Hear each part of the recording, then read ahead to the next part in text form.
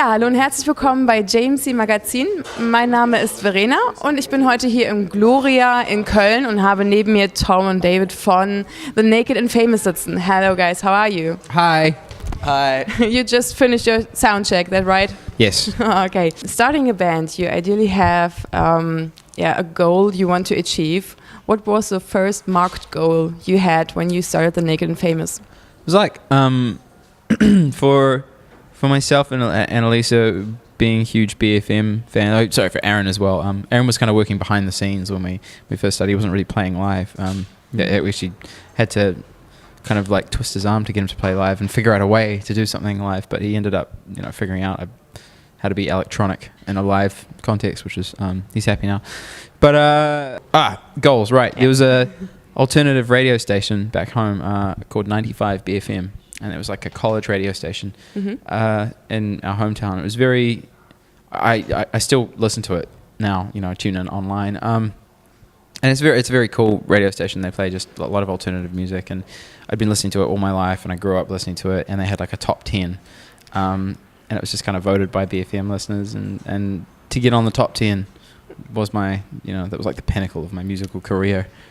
And then we did it, and we got number one a few times with songs, and so I that was the first thing I wanted to achieve. So what was the feeling about getting top 10 or the number one so quick? I mean, you just started 3 years ago. Getting a top 10 on the BFM is not a big deal. There's not a lot of people who vote and stuff. Okay. But we got on the top 40 pop chart back home, which that was like the big deal, which was for young blood.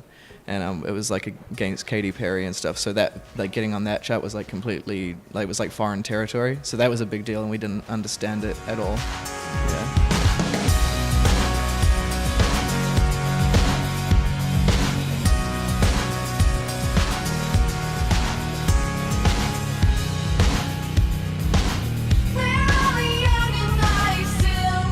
Over here, Young Blood is like a spring hymn or a summer hymn for young people. A hymn? Hymn, yeah. It's really... That's putting a lot of important... It's already that, yeah. You've turned us into martyrs. Could you imagine being a role model for people your age? I'm a dropout. I've dropped out of everything, which means I didn't finish it. So I dropped out of high school, and then I dropped out of university, and then I got fired from my job. So I don't think I'm much of a role model to anyone, to be honest. Okay. Other than dropping out, I think we're quite good role models. Yeah. I think I'm a good role model. I think David's a good role model. He's probably the nicest person I've ever met in my life. No. Probably the least harmful human on the planet. But isn't it a strange feeling that young people look up to you after... Or Do they? For doing... Yeah, I guess. I've read a lot of that. Liking and cherishing some music doesn't necessarily mean that they look up to us as people. So, because for me, that's been the whole thing about music, is it's not about personalities and, how tight your ass is or, how big your boobs are. It's not a, a person-orientated thing. Music is something that's like beyond being a person, it's like otherworldly, which is why I think it's so special to people, is because it's not something that they can understand. It's not like it's not a personality, which is it's kind of what the name is about, Naked and Famous. It's kind of a joke, cynicism towards that was my next question. Exactly. I've read it's out of the song Tricky Kid from Tricky, and I thought it was like a to capture the critical view on this fame and fortune thing. Exactly, which is all, it's besides the point, because, you can be a really cool person. No one's going to remember you for being cool, but people are going to hold on and remember your music and what you create, because that's, it's more important, Okay. So what can we expect on your live performance? Because you use a lot of effects and stuff like that. Are you all doing this on stage tonight? David just dances most of the time, but...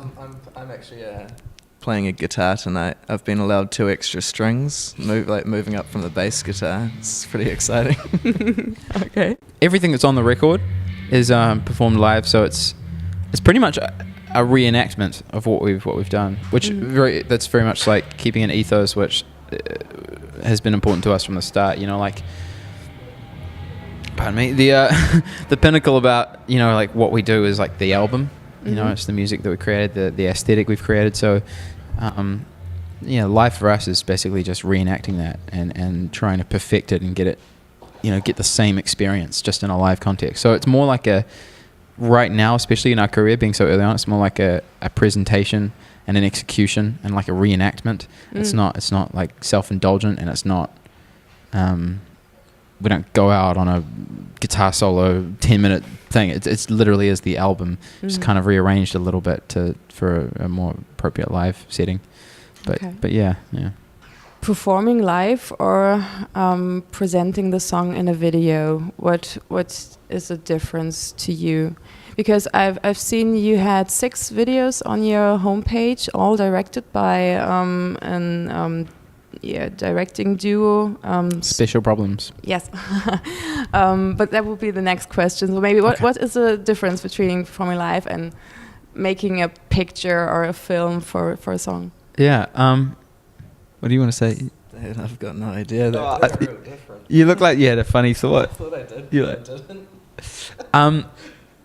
I mean, I don't know. The music video, the idea of a music video, I've always thought it's kind of a strange thing because one of them's like you look at a video and you look at a live performance as well. I guess one's on a TV or a computer. I don't know. Smart, this one.